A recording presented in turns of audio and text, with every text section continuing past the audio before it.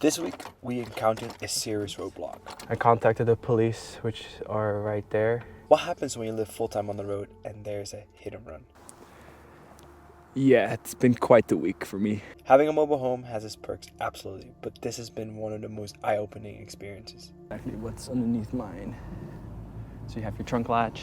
And if this is the first time we've met, hi, my name is Sandro, and I live full-time out of a Tesla Model X. Over the last 2 years, I have roamed all over North America, even making as far as the Arctic Ocean. Thanks for being here. And now let's dive right in. I got in a hit and run a few days ago, so let's talk about that today. It's been a few days since it's happened, but it's been a headache, you know.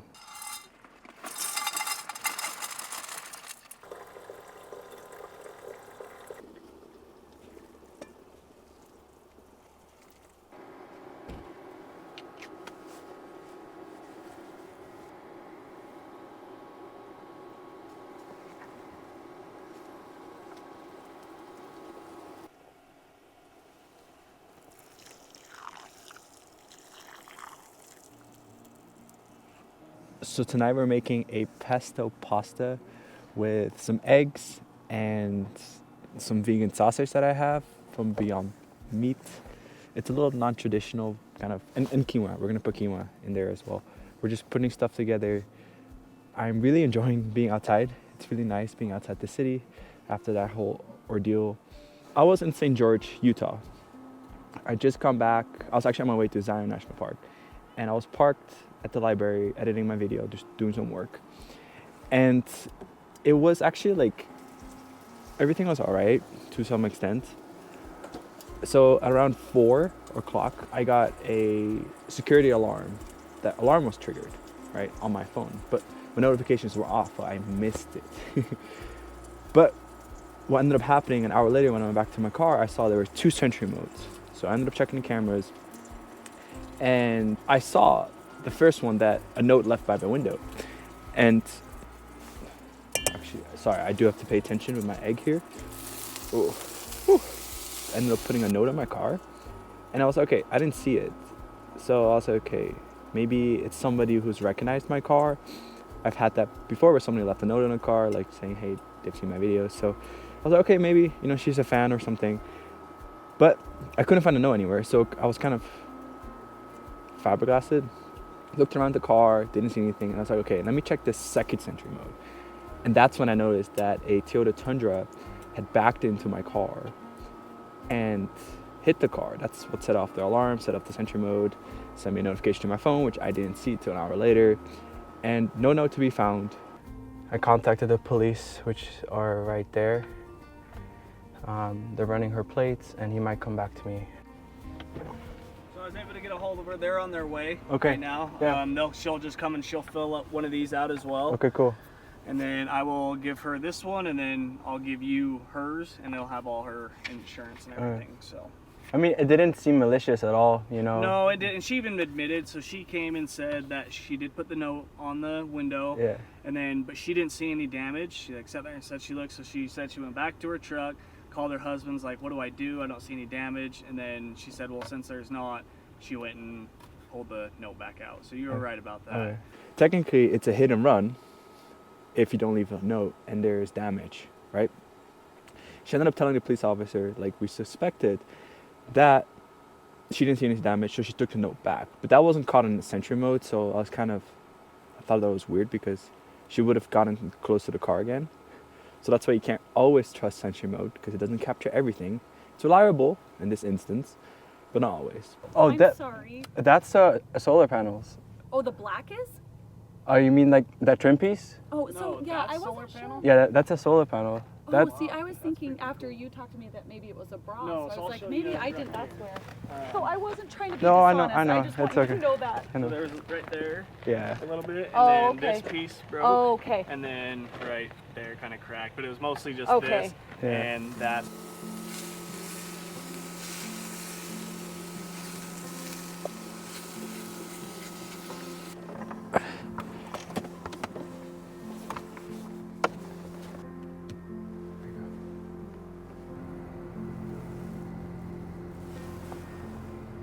I could take these off now.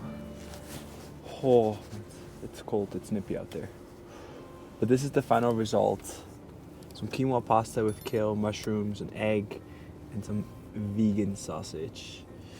So let me continue the story now that I'm a little bit warmer. My first order of business was to get the damage assessed to see whether we want to take insurance route or whether she wanted to pay cash. So I ended up driving back to Las Vegas, which is about an hour and a half, 2 hours. And yeah, I got a service appointment with Tesla. They actually canceled my appointment, not even wanting just to give a quote, of the damage, because I assessed it. I think I knew what was wrong. So I ended up going there myself. They were great actually in person. So I'm very grateful for the Tesla service advisors. And we ended up assessing the damage. They quoted about $5,000 worth in damage. And I'm not kidding you, because so just over almost $5,000 right there. And all the parts that I assumed were broken. And then I texted her to be like, hey, these are the damages, this is the estimate. Do you still want to pay cash? Do you want to go the insurance route? And she went to the insurance route, but it was annoying because she didn't answer my text for hours on end, which I understand she's trying to figure things out. But I think I was just myself. I felt very anxious, very stressed. By the way, this is super interesting because this is essentially what is behind Beluga's nose right there. This is a 2023. This is a 2016, 2017, I assume. Yeah, this is exactly what's underneath mine. So you have your trunk latch. You have the front little edge right there, which is bent on mine. And then you have all the wiring, the safety harness, the crash bar right here, your horn. So interesting. Your heat exchanger.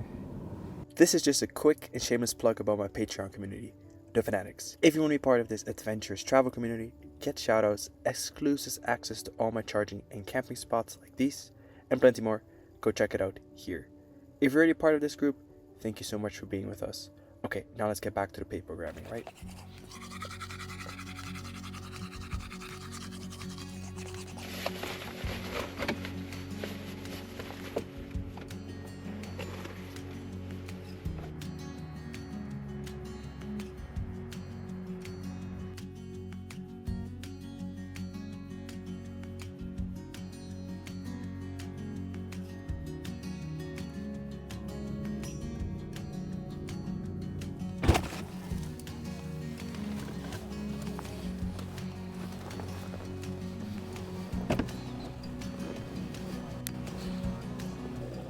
Oh, well, goedemorgen, zonder zorgen.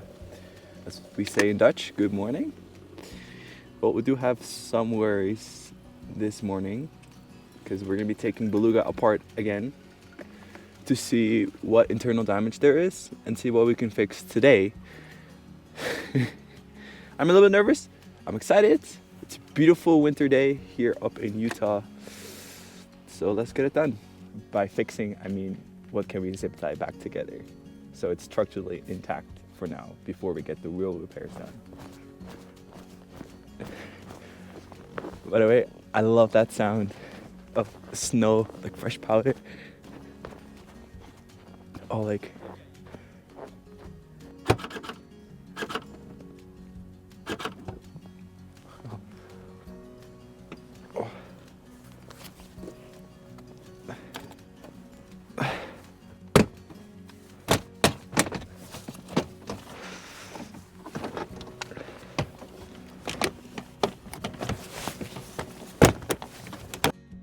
initially, if you look from here, so there's some scuffs up here at the bumper, which aren't major, but the insurance company they're gonna provide me with a new bumper. But then this trim piece right here is broken, so this is the fascia lip, I guess. That's broken, and it doesn't look major, but I want to zip tie this to make sure it doesn't break while I'm driving. This side looks fine. And then here you have this little piece that's like half broken. And then I kind of want to see, that's the force. It's not major, but I want to take this out and see exactly if there's like internal damage that we can't see underneath. Hopefully not. Dude, it's cold. Like, I brought out the big pizza gloves for this winter, but wow, my hands are frozen.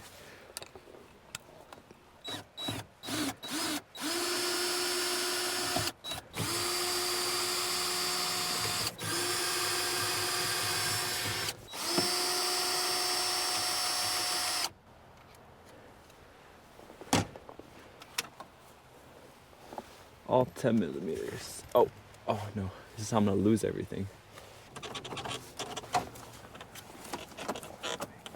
Where's this attached to? That's loose.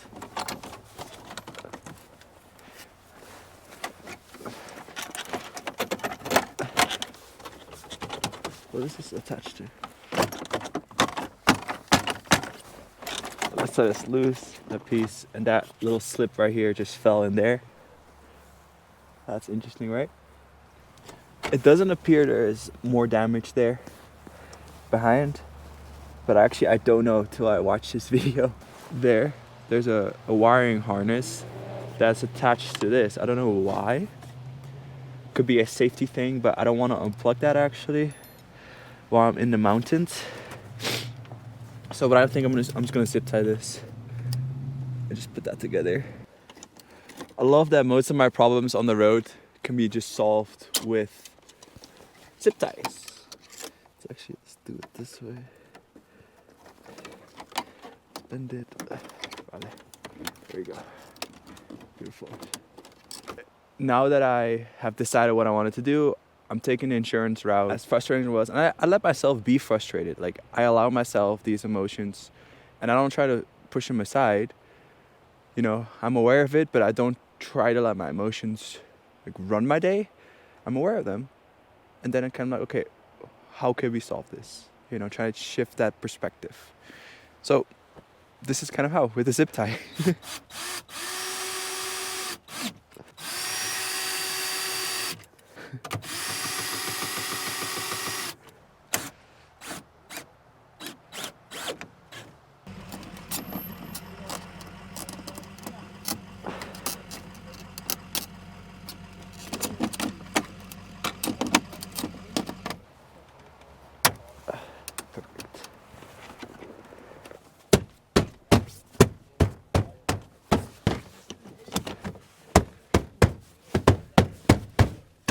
I also rewired some of the solar wires, created a little tubing here. So it's representative measures from the comments that I've read about the vibration of the cables. I might still adjust some here as well, but I think for now it looks a lot better, more secured. So thanks for people who commented on my last video and gave me this advice, because it is very helpful. Oops. Oh, no! My coffee! Oh.